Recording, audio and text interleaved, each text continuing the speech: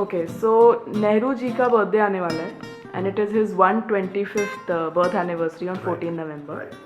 And well, as happening, it doesn't happen every year, but this year there seems to be a lot of controversy around the celebrations, the 125th birthday celebrations.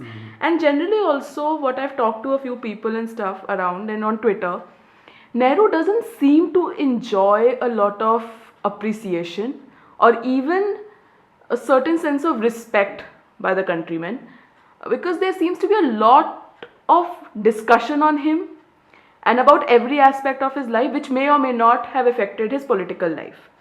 And I just decided that this is a good occasion, on the occasion of his birthday, that we can just have a little talk about Nehru. Okay. And I know that you like Nehru. I admire Nehru. You admire Nehruji, and I am an unabashed, unapologetic admirer of both Gandhi and Nehru. Yeah, And same also here. of Sardar Patel. Same here. Yeah, Sardar Patel will also be a question here. Yes. Anyway, so we will start with Nehruji. You said you admire him. Yeah. Why? Well, I admire him for a couple of reasons. One, as an intellectual, he was honest enough to admit that people like him, who were brought up in a certain kind of milieu, in a certain kind of very, very privileged atmosphere, had to discover India for themselves. Nehru did it both intellectually, physically and politically. Mind you, in 1936, when he conducted this massive mass contact campaign on behalf of Congress, he notes with natural pride that there was not a single mode of transport known to human being which I did not use for this mass contact program. So he actually traveled width and length of the entire subcontinent and tried to connect with people at their own place with their own concerns. That is one. Secondly, he tried to understand the longevity of something called India. You see, India is older than the modern nation state. India is older than the present constitutional arrangement. So what is India? What is the civilizational core of India? In other words, what is the idea of India? And that is why Nehru wrote the famous book, Discovery of India.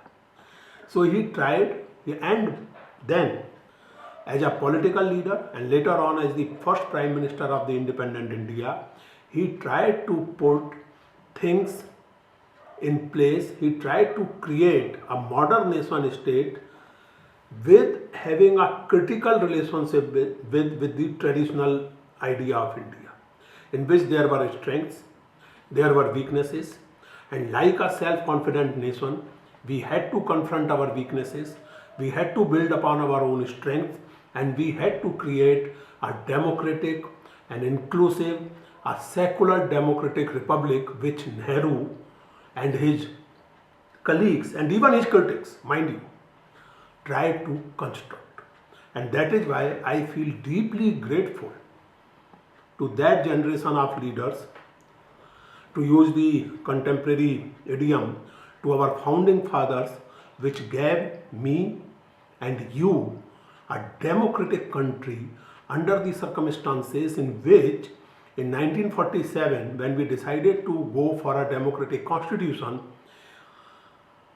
the European political leaders, commentators and scholars were unanimous that this experiment with democracy in India will not last for more than 10 years.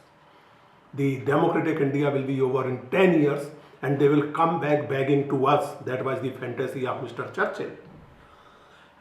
To ask us to rule again, or India will go for some kind of dictatorship.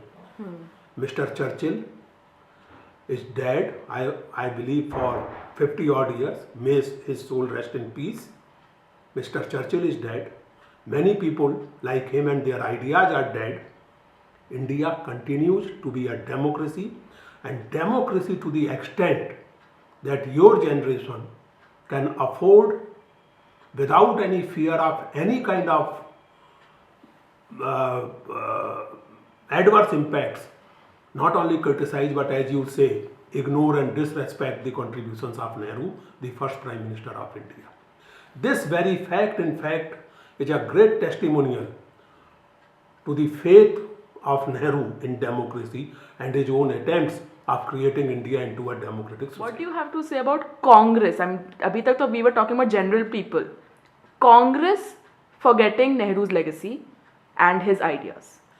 Well, in fact, I am more concerned with Congress forgetting Nehru's legacy in more substantial manner.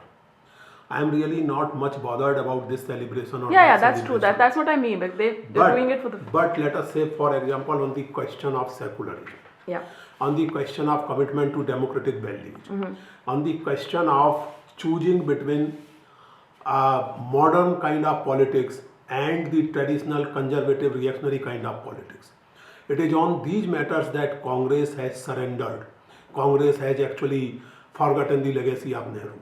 I mean, I cannot imagine, since I know a little bit about Nehru, I was not fortunate enough to even see him in person from a distance. But I have read about him.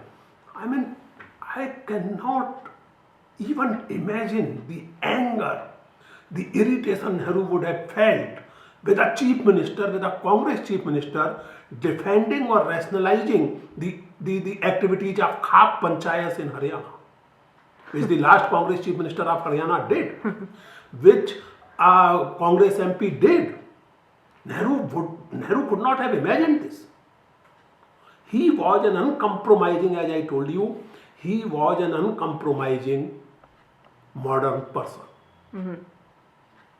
And yet, he was not one of those who are uprooted, who hate their tradition, who feel irritated with their tradition. He was not one of those, mind you.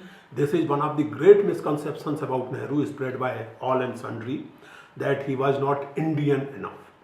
In fact, in his, that is culturally speaking, in fact, in his discovery of India, he writes that I feel closer to ancient pagan beliefs. Pagan means people who worship many gods. Ancient pagan beliefs of ancient Greeks and Hindu tradition. Because there is a certain openness, there is no claim to moral finality in these traditions. Nehru makes it absolutely clear in his discovery of India. And he says that if someone were to ask my own philosophy, I would say that I am attracted to the mystery of universe. I am not very fascinated with the traditional idea of God, but I am attracted to the mystery of universe. To that extent, I am spiritual or whatever, and I am attracted to pagan ideas of multiple ways of knowing the truth. This, coupled with a moral view of life, is my philosophy. And he was grateful to Gandhiji primarily for insisting on the moral in the political life. Sadhan Suchita, जिसको गांधी जी कहते थे. I mean, Gandhi ji, and Nehru admired him for this. Gandhi ji was very clear that end does not justify the means. The means has to be moral and pure in itself. So let us be very clear about these things, that Nehru was, and it was not for nothing that Gandhi saw a successor in him. I mean, Gandhi was aware of the sharp ideological differences between himself and Nehru. But he knew that with all his modernity, with all his irritability of temper, for which actually people loved him, Nehru had great faith in dialogue. Nehru was a very humble person at one level, and he was willing to learn, and he was very proud of his Indian legacy. So in that sense, Nehru was modern with a deep respect and deep rootedness in his own cultural tradition. Okay, so there is a lot which is said about Nehruji's relationship with other leaders, particularly Sardar Patel and Gandhiji. So can you just talk about his relationship with other leaders?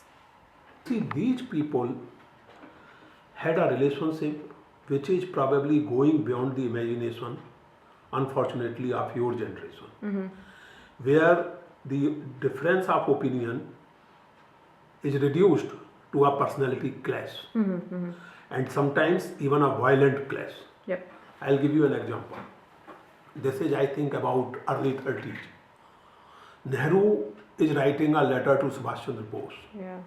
which is a political letter in which he expresses his disagreements very sharply on many things. And it becomes very clear that on many issues, Nehru and Subhash Bose have very divergent views. And Nehru does not mince words in criticizing Subhash Bose's political positions. And do you know how the letter ends? The letter ends with these lines that I am told that you have started smoking heavily again. Cut it down immediately. It's almost as if an elder brother admonishing his younger brother. Yeah. Similarly, about Sardar Patel. Yes, Sardar Patel and Jawaharlal Nehru had lot of differences of opinion. But after Gandhiji's death, Sardar Patel is on record saying that after Gandhi, Pandit Ji, that is Nehru, is our natural leader.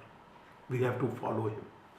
Contrary to a certain image being given to Sardar Patel, we must not forget that the subcommittee formed by a constituent assembly to look into the protective measures for minorities and Adivasis was headed by Sardar Vallabhbhai Patel, Yeah. which provided for certain special provisions for minorities, which provided for, I think, 5th schedule in constitution, which gives a certain protection to tribal areas. It was Sardar Vallabhbhai Patel.